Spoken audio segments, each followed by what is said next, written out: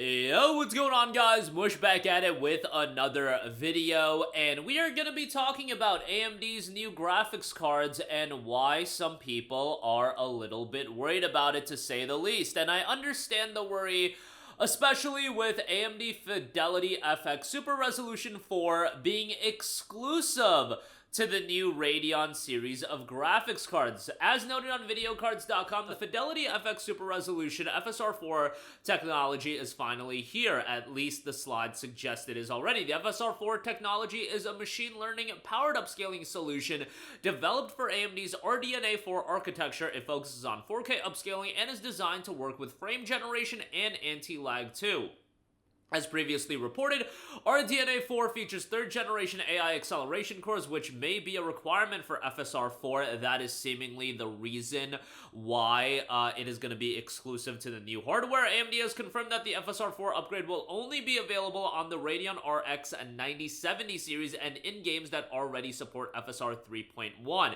It's unclear why the 9070 series is mentioned specifically. Does the 9060 lack the hardware? Who knows as far as why that is. AMD did confirm that the game I'm sure everybody wants FSR4 support for, Call of Duty Black Ops 6, is confirmed. I'm sure it'll be rolling out to a plethora of other games, but we'll see what the official revelations are. The announcement of AMD's FSR4 technology comes just as Nvidia prepares to unveil DLSS 4 during the RTX 50 showcase later as well. By the time you guys are watching this video, y'all already might be aware of these coming out, and there were no price points attached to it, no rumored price points at this point, or there's a lot of rumored price points, but I just don't know the validity of a lot of this stuff that is circulating. Or, it could be valid that a lot of these price points for the new GPUs are real.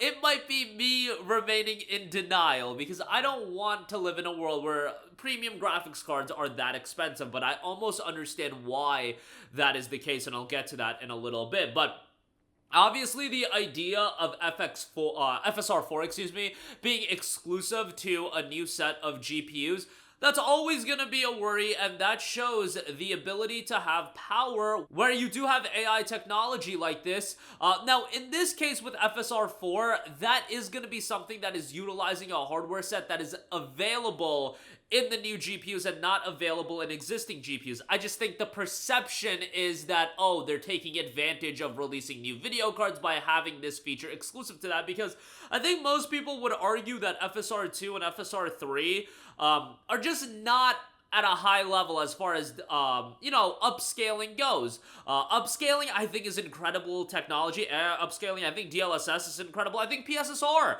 on the PlayStation 5 Pro is remarkable. And yes, there's a little bit of jank that comes into with any of this AI technology. When it comes to AI upscaling, DLSS, FSR, PSSR, there's always going to be a little bit of jank to it, unless, it'll ultimately get better and better. But at this point, especially something like frame gen, and I will say my experiences with FSR has been pretty mediocre, especially in comparison to playing games on the PS5 Pro with PSSR and then DLSS. My experience with FSR has not been good, and that's one area they do need to level up. But the idea of it being now, oh, you gotta buy a new graphics card to get this technology, and that is gonna be the case with the NVIDIA video cards potentially as well. Now, the point of the AI technology being exclusive to GPUs, and, when they release new graphics cards, having these features exclusive to those GPUs, making it a drawing card to those GPUs, wouldn't be as big of a deal if there weren't developers and game publishers literally utilizing DLSS and AI technology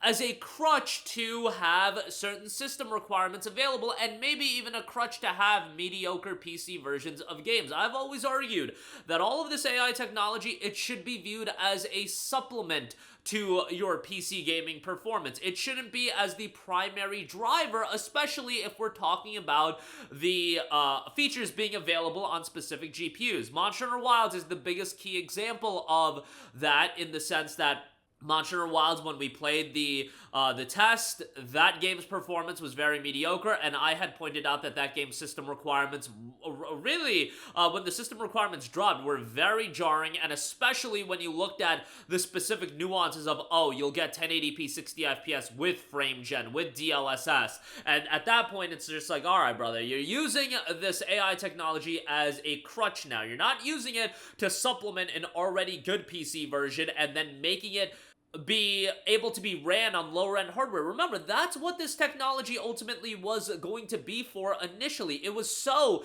an older video card can play newer games with this AI upscaling. Sure, you would still rather be able to natively run a game at a specific resolution, but if I could run a game that's new with a GPU 3-4 generations behind, that's amazing. That is going to increase the longevity of a video card. How much does an AMD or an Nvidia want to increase the longevity of a video card? Ultimately, for them, they would rather keep you in the cycle of buying video cards fairly regularly, and obviously there has to be this happy balance that you strike where a GPU is it's a enticing purchase, and the idea of having AI upscaling, okay, this is gonna make my GPU be viable for years and years, but at some point you would think they would be like, okay, these new set of features are gonna be exclusive to this newer generation, and as a business, I see why they're doing that, but that is gonna cause some pushback with FSR4, even though the technology tied to FSR4 requires it from a hardware set that's gonna be available on these new GPUs, but the perception is, hey, they're locking away FSR4, which is something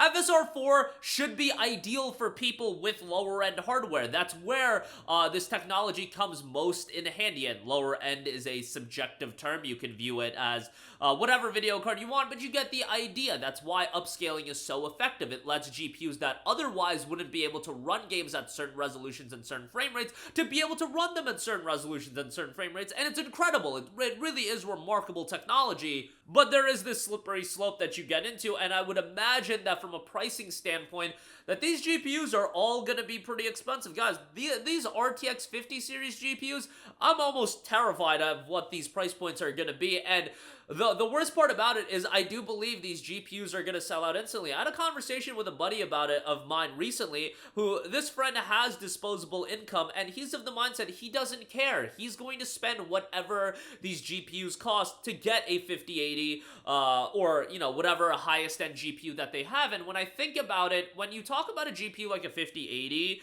that is a GPU that is marketed towards those people with disposable income. And if I look at it from the lens of NVIDIA, I'm releasing a product that is a higher end product, and it is targeted for the people that have disposable income. Well, at that point, we have a longer leash, so to speak, to drain them of all of their finances because they have more money to spend. The amount of money that my boy told me that he would spend on a 50 series GPU is literally vomit-inducing, but guess what? That guy has disposable income, and I guess there has to be enough people with that level of disposable income where you can price the premium GPUs at ridiculous price points, whether it be $1,200, $1,300, but there are people that have that level of disposable income, and ultimately, this GPU is marketed towards those people, so why wouldn't NVIDIA, from a business standpoint, try to drain as much of their funds as possible? Because if they have, so much disposable income, what's the difference to them if a GPU's $800 or $1,300? They're gonna buy it anyway, so